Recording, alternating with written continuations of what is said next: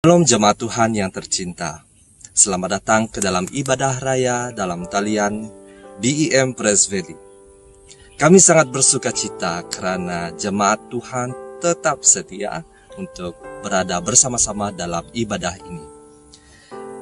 Kita sangat bersyukur karena kebaikan Tuhan tetap berserta dalam kita, walau dalam segala hal, walau dalam apapun yang berlaku, tetaplah berkata bahwa Tuhan Yesus baik. Sebelum kita memulakan ibadah raya kita pada pagi ini, saya ingin memetik satu firman Tuhan yang diambil dari 1 Petrus bagi 3 ayat yang ke-12. Sebab mata Tuhan tertuju kepada orang-orang yang benar, dan telinga Tuhan kepada permohonan orang-orang yang meminta tolong. Tetapi wajah Tuhan menentang orang-orang yang berbuat jahat. Mari kita memulakan ibadah ini dengan doa pembukaan yang akan saya pimpinkan. Mari kita sama berdoa. Yuk. Bapa kami di surga, terpujilah namamu. Segala puji, segala syukur hanya bagimu ya Bapa. Bapa, Engkau yang layak dipuji, Engkau yang layak disembah ya Bapa. Semua puji, segala hormat, segala kemuliaan hanya bagimu ya Bapa. Tuhan, pada pagi ini Tuhan, kami ingin memasuki hadirat-Mu ya Bapa. Pimpinlah kami, jagalah kami ya Bapa. Kami haus akan kehadiran-Mu. Kami menginginkan ya Bapa untuk bersamamu ya Bapa setiap hari dalam sepanjang umur hidup kami ya Bapa. Bapa, biar pada pagi ini ya Bapa kami biar bukakan hati kami ya Bapa untuk ibadah pada pagi ini. Dan ya Bapa, biar Roh Kudus-Mu yang bekerja ya Bapa menyentuh setiap hati kami ya Bapa. Tuhan, kami berterima kasih atas segalanya Bapa. Tuhan, kami serahkan semuanya pada tangan-Mu ya Bapa, yang bertugas, yang membawakan firman-Mu ya Bapa. Hamba-Mu ya Bapa, diurapi dengan Roh Kudus-Mu ya Bapa. Terima kasih Tuhan atas kebaikan-Mu ya Bapa. Kami serahkan semuanya doa ini pada tangan-Mu ya Bapa.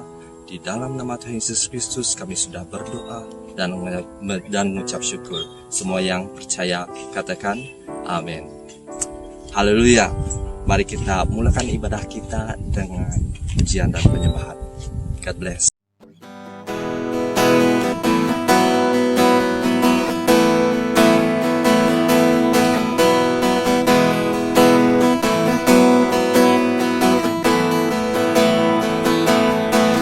Selamanya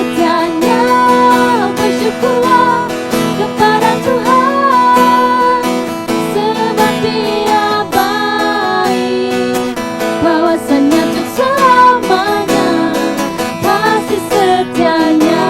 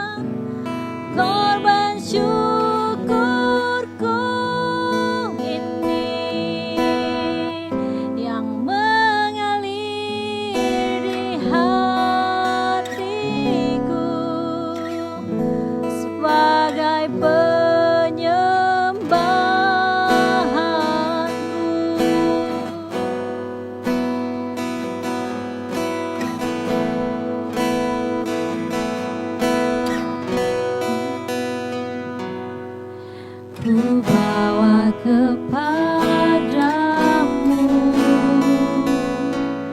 oh Tuhan. Persembahanku ini, ku ingin Engkau menerima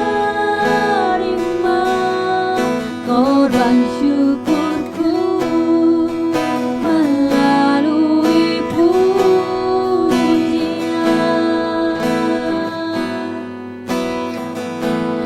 Takkan pernah ku bawa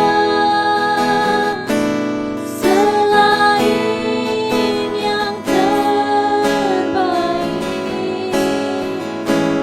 yang harum dan sejati di hadapan tatamu. Yesusku, terimalah korban syukurku ini, yang mengalir di hatiku bagai penyembahanku. Takkan pernah ku bawa selain yang terbaik, yang harum dan sejati di hadapan tatamu. Yesusku, terimalah korban syukurku ini, yang mengalir di hatiku, yang mengalir di hatiku, mengalir di hatiku sebagai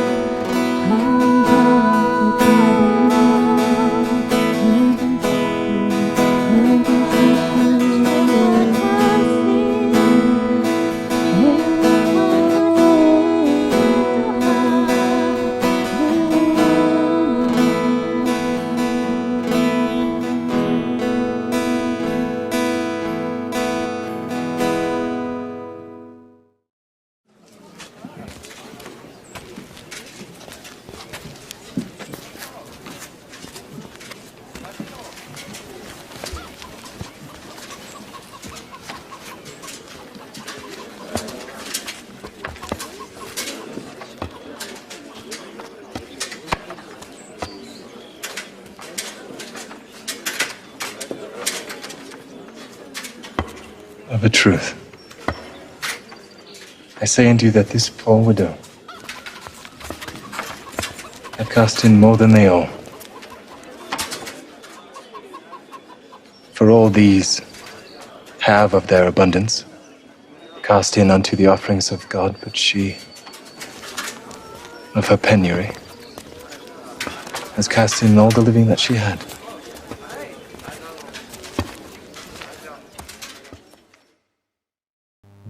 Shalom, selamat pagi jemaat Tuhan. Apa kabar pada hari ini? Selamat hari Minggu saya ucapkan kepada setiap pribadi kita yang menyaksikan siaran online, ibadah online BM Praise Valley pada hari ini. Kita bersyukur karena kasih dan anugerah Tuhan kita ada sampai hari ini. Dan tinggal beberapa minggu saja lagi kita akan mengakhiri tahun ini. Dan apakah azam Bapak Ibu Saudara di awal tahun sudah tercapai ataupun belum? Dan pertanyaan itu kembali kepada Bapak Ibu Saudara dan saya. Apa yang kita azamkan, apa yang kita hajat pada tahun ini terjadi, apakah itu terjadi? Dan walau bagaimanapun kita bersyukur karena memiliki Allah yang tidak pernah berubah, pertolongannya tepat waktu bagi setiap pribadi kita yang percaya, katakan amin. Dan pada pagi hari ini kita akan melihat kepada firman Tuhan. Dan sebelum kita melihat kepada firman Tuhan lebih dalam lagi, mari saya bawakan kita untuk berdoa. Bapak Surgawi, kami bersyukur pada pagi hari ini oleh karena kesempatan di mana kami dapat berkumpul, memuji dan menyembah Engkau.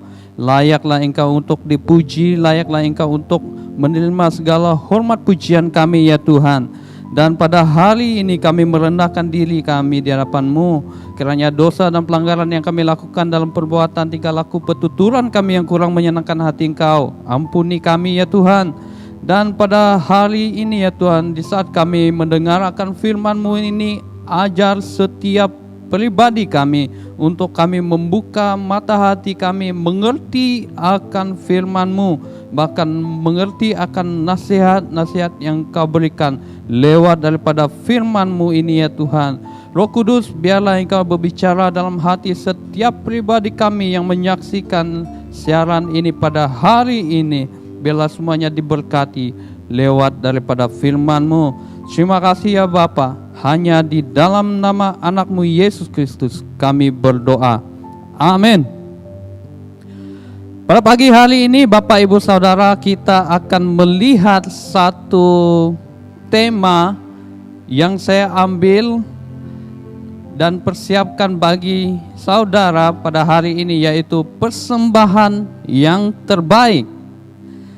Persembahan berbicara mengenai sesuatu yang kita berikan kepada seseorang ataupun sesama kita, ataupun kalau itu kepada Tuhan, pastinya akan disebut sebagai persembahan ataupun persepuluhan, ataupun itu nazar Bapak Ibu Saudara kepada Tuhan.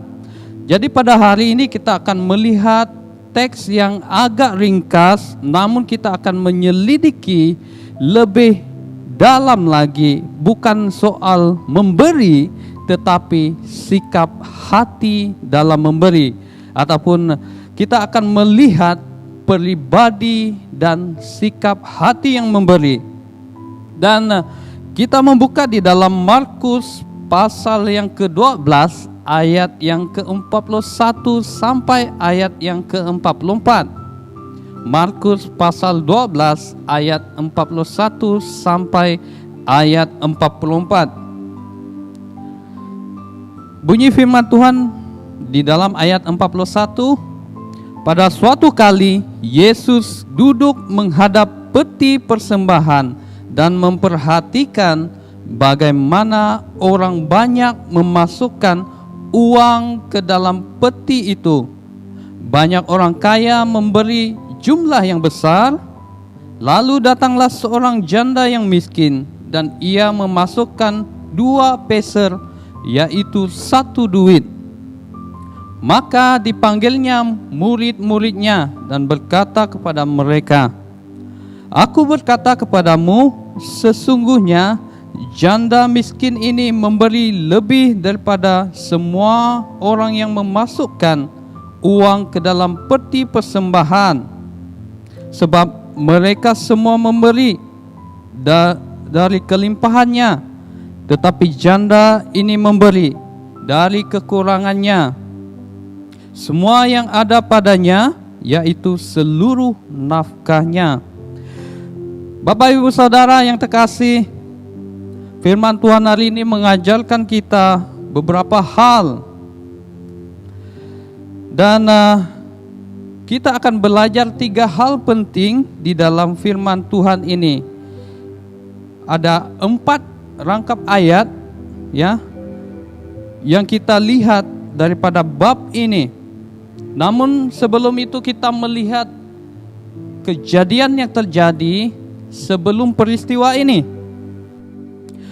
Peristiwa yang terjadi sebelumnya adalah Yesus menasihatkan supaya hati-hati terhadap ahli-ahli Taurat. Dalam pengajarannya Yesus berkata, hati-hatilah terhadap ahli-ahli Taurat yang suka berjalan-jalan, memakai jubah panjang dan suka menerima penghormatan di pasar, yang suka duduk di tempat terhadapan di rumah ibadat, dan dilanjutkan sekali lagi, yang menelan rumah janda-janda sedang mereka mengelabui mata orang dengan doa yang panjang-panjang. Mereka ini pasti akan menerima hukuman. Itulah ajaran yang disampaikan oleh Yesus kepada murid-muridnya, kepada orang banyak. Oleh karena itu, ahli-ahli Taurat tidak menyukai Yesus, karena Yesus menantang mereka. Ya. Dan hari ini kita melihat kepada persembahan seorang janda. Kenapa Yesus memerhati peti persembahan? Dia duduk menghadapi, ya, peti persembahan, dan dia memperhatikan bagaimana orang memasukkan uang. Apakah tindakan Yesus itu salah? Namun bagi kita yang tidak mengerti, mungkin kita rasakan bahwa tindakan Yesus memperhatikan bagaimana orang memasukkan uang ke dalam peti itu adalah tindakan yang membuang masa. Tetapi kita akan melihat dan perhatikan, Yesus melihat seorang janda yang miskin dan memasukkan 2 peser, yaitu 1 duit. Ada 2 pribadi yang kita lihat di sini, ahli Taurat, orang banyak, ya, yang digelar orang kaya membeli sejumlah uang, dan yang kedua seorang janda miskin. Lalu pada ketika itu Yesus memanggil murid-muridnya, seolah-olah Yesus memanggil saya dan saudara pada hari ini. Dikatakan di situ, aku berkata kepadamu, sesungguhnya janda miskin ini memberi lebih banyak daripada semua orang yang memasukkan uang ke dalam peti persembahan. Pastinya saya dengan saudara ataupun murid-murid Yesus pastinya terkejut. Kenapa Yesus berkata seperti ini? Ya. Dan alasannya adalah sebab mereka semua memberi dari kelimpahannya, tetapi janda ini memberi dari kekurangannya. Itu poin Yesus. Semua yang ada padanya, yaitu seluruh nafkahnya. Berarti kalau kita lihat seorang janda miskin ini pada zaman dahulu, pada zaman Yesus, seorang janda ini merupakan orang yang sudah kehilangan suami ataupun suaminya telah meninggal dunia, ya. Dan dia tidak ada tempat bergantung.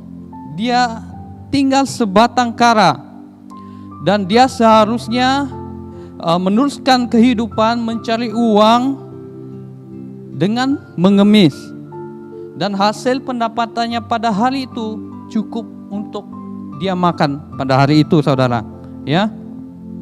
Dan janda miskin ini di dalam firman Tuhan, kalau Bapak Ibu Saudara lihat, dia tidak ada panggilan nama. Kenapa di dalam firman Tuhan ini tiba-tiba muncul janda miskin? Kenapa di dalam firman Tuhan tidak dinyatakan nama, ya, seperti Ruth kah, ya? Namun kita melihat secara mendalam firman Tuhan ini, janda miskin ini diumpamakan di dalam masyarakat orang Israel pada masa itu merupakan orang yang paling hina, orang yang disisih oleh masyarakat, orang yang dipandang rendah oleh masyarakat. Di saat seorang janda ini memasukkan uang ke dalam peti persembahan, mungkin orang-orang di sekelilingnya lari, mungkin malu ya dengan janda miskin ini. Orang-orang seperti ini, seperti janda miskin ini, dia disisihkan daripada masyarakat, dia dipandang rendah, dan biasanya mereka mendapat pendapatan hasil daripada mereka mengemis di sekitar bait suci, di sekitar bait Allah pada masa itu. Orang-orang kaya yang memiliki uang pastinya akan memberi uang saki-baki kepada janda miskin itu. Itu adalah pendapatan janda miskin ini, ya. Dan mari kita lihat 3 hal dari kisah persembahan janda miskin ini. Yang pertama, Tuhan memperhatikan persembahan kita. Seperti mana Yesus memperhatikan bagaimana orang banyak memasukkan uang ke dalam peti itu. Banyak orang memberi jumlah yang besar. Lalu datanglah seorang janda, diperhatikan Yesus juga, ya. Dan penting untuk kita melihat poin yang pertama, Tuhan memperhatikan hidup saya dan saudara pada hari ini. Apapun keadaanmu, apapun keadaan yang kita lalui sepanjang tahun ini, sedih, gembira, duka cita, sukacita, kita melihat bahwa Yesus memperhatikan setiap langkah kita. Yesus memperhatikan saya dan saudara hari ini. Bila mana engkau berjalan di lembah kekelaman, bila mana engkau berjalan di lembah maut sekalipun, Yesus ada bersama dengan engkau pada hari ini. Yesus sedang memperhatikan engkau. Yesus sedang melihat keadaanmu hari ini. Pemberian seseorang itu bukan oleh jumlah, bukan dikira daripada jumlah besar atau kecil, tapi hari ini kita melihat sikap hati seorang yang memberi itu. Siapakah yang memberi itu? Itu kita akan belajar. Bila mana kita mengetahui sikap hati, memiliki sikap hati untuk memberi, jumlah berapapun kita beri kepada Tuhan, kita pasti akan memberi dengan sukacita. Karena di dalam 2 Korintus pasal 9 ayat 7 berkata, hendaklah masing-masing memberikan menurut kerelaan hatinya, jangan dengan sedih hati atau kerana paksaan, sebab Allah mengasihi orang yang memberi dengan sukacita. Yesus mengasihi saya dan saudara hari ini. Sebelum kita mengasihi Yesus, Yesus terlebih dulu mengasihi saya dan saudara. Bahkan Yesus memperhatikan hidup saya dan saudara pada hari ini. Katakan amin. Dan prinsip yang diterapkan oleh Yesus kepada murid-muridnya di dalam pelayanannya, kalau kita lihat di dalam Lukas pasal 21 ayat yang pertama sampai yang keempat, Lukas ada 24 bab. Kisah ini di akhir-akhir pelayanan Yesus. Yesus sedang mempersiapkan murid-muridnya, dan Yesus mempersiapkan dirinya untuk dihukum, bahkan untuk dicerca, sehingga dia mati menanggung dosa setiap pribadi kita. Ya. Dan prinsip yang diterapkan oleh Yesus ini, nilai pekerjaan dan pelayanan kita tidak tidak berdasarkan ukuran ataupun pengaruh ataupun keberhasilan seseorang. Kita lihat teks pada hari ini. Kenapa Yesus berkenan dengan persembahan seorang janda ini? Kenapa Yesus tidak berkenan dengan persembahan yang dilakukan oleh orang-orang kaya yang masukkan uang yang dengan jumlah yang besar? Namun firman Tuhan hari ini mengajarkan kita, menarik perhatian kita, karena persembahan seorang janda ini menarik perhatian Yesus, karena Yesus memperhatikan hidup setiap pribadi kita. Bukan dengan ukuran keberhasilan seorang, bukan dengan kekayaan kemewahan seseorang. Ya, Tuhan menilai persembahan, tetapi Tuhan menilai setiap persembahan kita yang lahir daripada hati kita. Ya, dan kita lihat pengorbanan seorang janda ini. Dia memberikan uang persembahan daripada seluruh nafkahnya. Berarti dia memberi, kemudian pastinya dia tidak memiliki makanan selepas itu. Namun Tuhan, ya, kita lihat berkenan dengan persembahan seorang janda ini, ya. Bukan sekadar pengabdian, ya, yang kita lihat daripada sikap seorang janda ini, tetapi pengorbanan dia. Bukan senang untuk memberi yang terakhir yang kita miliki untuk kita lepaskan dan berikan kepada Tuhan. Namun seorang janda miskin ini mengambil sikap berkorban, mengabdikan diri kepada Tuhan, karena dia percaya bahwa dia akan diberkati dan berkecukupan. Namun hal demikian, Bapak Ibu Saudara, di saat kita memberi, kita bukan memberi untuk mendapatkan sesuatu, tetapi kita sudah mendapatkan sesuatu itu oleh karena kasih Tuhan, keselamatan Tuhan yang berikan kepada setiap pribadi kita. Itu yang berkenan di hadapan Tuhan. Seperti seorang janda ini, dia percaya dia sudah mendapat kasih Tuhan, dia mendapat pertolongan daripada Tuhan. Oleh itu dia memberi dengan cuma-cuma, ya. Dan hal yang kita pelajari pada hari ini, memberi bukan untuk mendapatkan sesuatu, tetapi memberi karena kita sudah mendapatkan kasih Yesus itu. Amin. Yang kedua, Tuhan tidak menuntut daripada apa yang kita tidak punya. Banyak kita berasa malu dengan pemberian kita, dengan persembahan kita yang kita berikan kepada Tuhan. Mungkin amount-nya kecil, ataupun mungkin persembahan kita kurang daripada yang lain.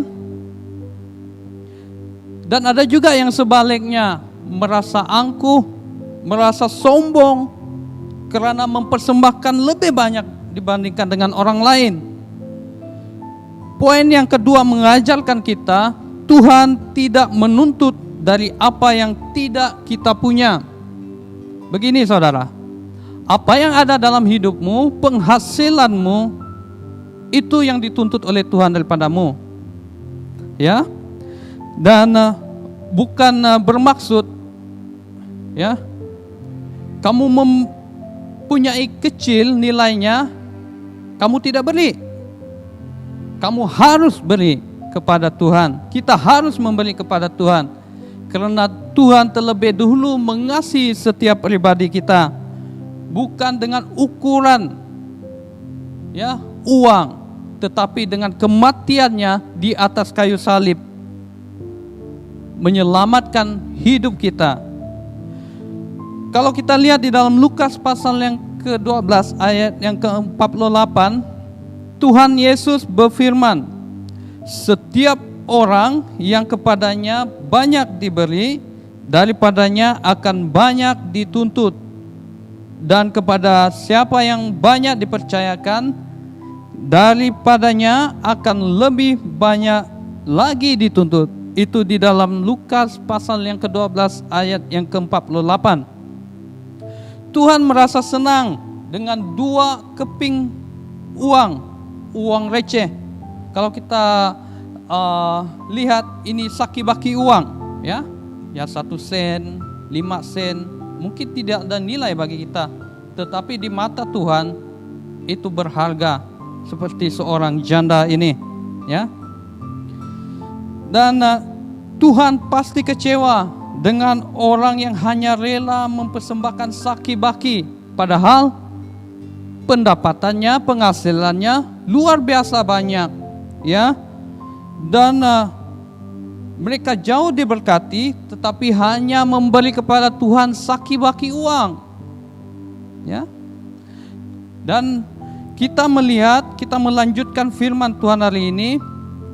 Ingat, Tuhan tahu segala kelebihan kita, Tuhan tahu segala kekurangan kita, seperti mana Yesus memperhatikan seorang janda ini. Hari ini Yesus juga memperhatikan saya dan saudara. Segala kelemahanmu, segala kelebihanmu, Dia memberikan dengan adil. Justru disitulah letaknya kekuatan kita. Di saat kita tidak mempunyai apa-apa, kita memberi kepada Tuhan. Satu pengorbanan yang kita berikan di saat kita memberi persembahan kepada Tuhan dengan pengorbanan. Ada juga orang yang memberi uang yang banyak, ya. Kita lihat di gereja, ada juga orang yang memberi persembahan, mungkin dari segi tenaga, dari segi masa, waktunya, ya. Tidak ada jenis persembahan yang lebih tinggi, karena sama-sama berasal daripada pemberian Tuhan. Semuanya penting, karena pekerjaan Tuhan itu sangat kompleks, sehingga tidak mungkin boleh dikerjakan hanya seorang sahaja, ya. Dan kita melihat hal ini, Tuhan tidak menuntut dari apa yang tidak kita punya.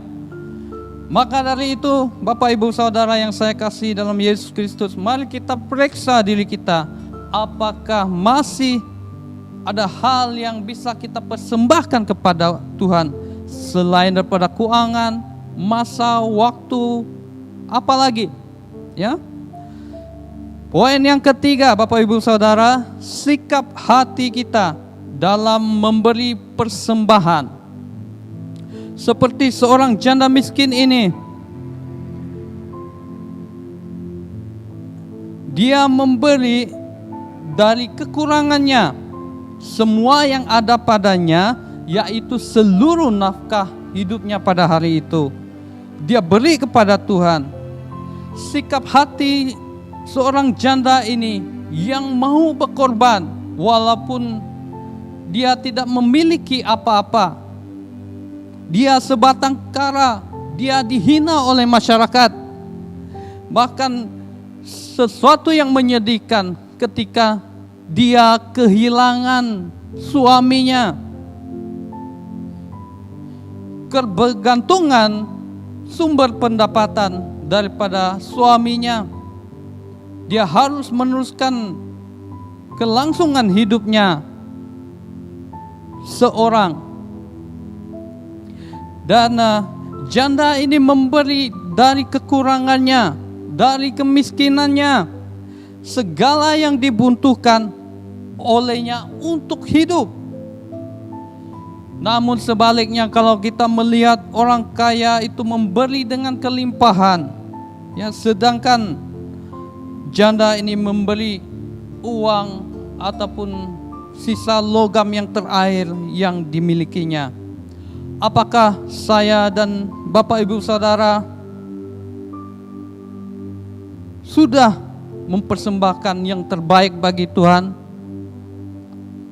Apakah masih mengukurkan apakah saya harus mengambil pemberian persembahan itu daripada gaji kasar saya, gaji bersih saya? Kalau Bapak Ibu Saudara memiliki sikap hati untuk berkorban bagi Tuhan, untuk berkorban bagi pelayanan Tuhan, pastinya nilai itu bukan ukuran. Berapa aja yang ada daripada penghasilanmu itu engkau berikan kepada Tuhan, itu sebagai tanda pengorbanan kita oleh karena kasih Tuhan dalam hidup kita. Dan ini kita lihat menunjukkan seorang janda miskin ini menunjukkan cinta kasihnya kepada Tuhan, ya. Tindakannya berkenan di hadapan Yesus pada masa itu. Memberi sampai sakit.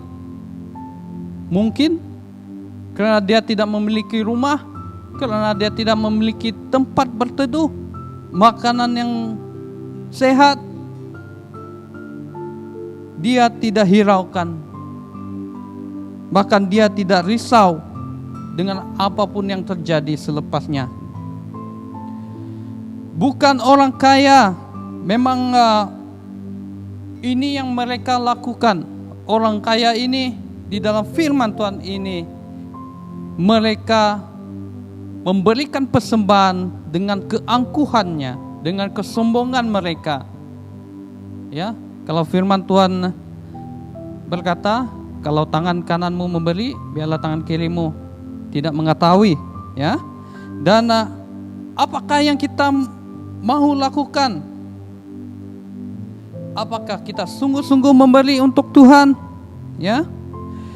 Seandai saja orang-orang kaya memiliki kemurahan hati seperti orang-orang miskin ini tadi, ya, maka tidak ada seorang pun yang berkekurangan. Kalau kita lihat dalam pembacaan kita hari ini, Bapak Ibu Saudara yang saya kasihi dalam Yesus Kristus, Yesus tidak menantang atau mengutuk orang yang memiliki harta kekayaan lebih daripada orang kebanyakan. Namun Yesus memperingatkan mereka dengan serius tentang keserakahan, ketamakan, sikap dan perilaku yang mementingkan diri sendiri. Itu yang Yesus ajarkan kepada saya dan saudara hari ini. Apakah Anda, Bapak Ibu Saudara, sudah memberi kepada Tuhan? Apakah nazarmu selama ini sudah engkau bayar? Bila mana engkau di dalam lembah kekelaman, jurang maut, apa yang keluar daripada mulutmu? Ya, kita melihat di dalam firman Tuhan juga orang kaya dengan Lazarus. Di dalam Lukas pasal 16 ayat 19 sampai 31. Begitu juga di dalam Lukas pasal 12 ayat 13 sampai 21. Di mata Yesus, ya, Yesus memperhatikan kehidupan kita. Yesus sedang melihat apa yang kita lakukan. Ya. Kalau kita memiliki sikap hati mengasihi Yesus, sanggup berkorban, pastinya Yesus berkenan kepada kita, ya. Dan hal ini pertanyaannya, apakah Yesus berkenan kepadamu? Dan mengasihi senantiasa berarti memberikan diri kita, karena Yesus terlebih dahulu mengasihi saya dan saudara. bukan memberikan sesuatu yang tidak berarti kepada saya dan saudara. Ya. Kepedulian Yesus kepada seorang janda yang miskin ini menunjukkan kepedulian Yesus juga sama. Dia memperhatikan hidup saya dan saudara. Hari ini firman Tuhan mungkin berakhir sampai di sini. Pertanyaannya, apakah yang terakhir yang ada pada kita, yang ada padamu, kita persembahkan kepada Tuhan? Apa yang terbaik yang mungkin kita ada, kita persembahkan kepada Tuhan sebagai ibadah kita kepada Tuhan. Seperti janda ini memberikan sama semua yang ada padanya. Seperti itu juga hari ini Bapak Ibu Saudara, di dalam penghasilanmu, pendapatanmu, kamu juga harus, kita juga harus memberi kepada Tuhan. Amin. Dan firman Tuhan berakhir sampai di sini. Mari Bapak Ibu Saudara, saya mengajak kita untuk berdoa bersama. Terima kasih Tuhan atas firman-Mu yang Engkau berikan pada kami. Kiranya apa yang Engkau firmankan bisa kami tanam di dalam hati kami masing-masing. Dan kuatkanlah kami untuk melakukan apa yang Engkau firmankan sesuai dengan kehendak-Mu. Hari ini kami belajar tentang persembahan seorang janda ya Tuhan. Biarlah kami memiliki sikap hati yang tulus dan ikhlas di dalam kami memberi persembahan kepada Engkau ya Tuhan.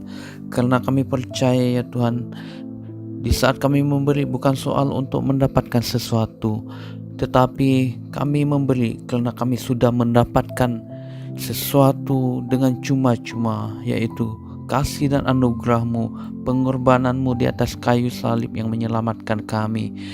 Dan kami berdoa ya Tuhan, biarlah perkataan-Mu menyegarkan jiwa kami, menghidupkan hati yang lemah dan lesu, dan membangkitkan harapan dan kasih. Berkati hidup kami, agar kami tetap berkesempatan mendengarkan firman-Mu kembali. Berkati jemaat-Mu di setiap saat, tempat dan kondisi hidup mereka, agar senantiasa selalu merindukan dan membutuhkan firman-Mu sebagai pelita kebenaran yang memerdekakan dan penghiburan yang menguatkan. Ajari kami bahasa firman-Mu dan bimbinglah kami untuk selalu hidup sesuai kehendak-Mu, agar kami dekat pada Engkau ya Tuhan. Di dalam nama Yesus kami berdoa dan mengucap syukur. Amin. Sekian saja pelayanan firman Tuhan minggu ini. Tuhan memberkati. Keagungannya mengatasi langit bumi, sebab sujud di hadapannya.